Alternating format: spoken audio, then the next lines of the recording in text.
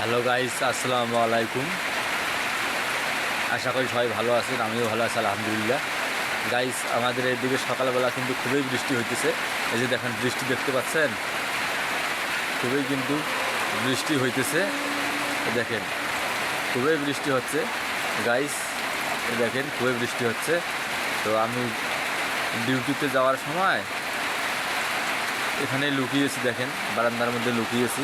এখানে বারান্দার মধ্যে লুকিয়ে আছি, কারণ বৃষ্টি না থামলে তো যাওয়া যাবে না। দেখেন, আমার কাছে আবার ছাগলগুলো লুকাইছি, অনেকগুলো ছাগল দেখছেন, খুব সুন্দর ছাগলগুলো।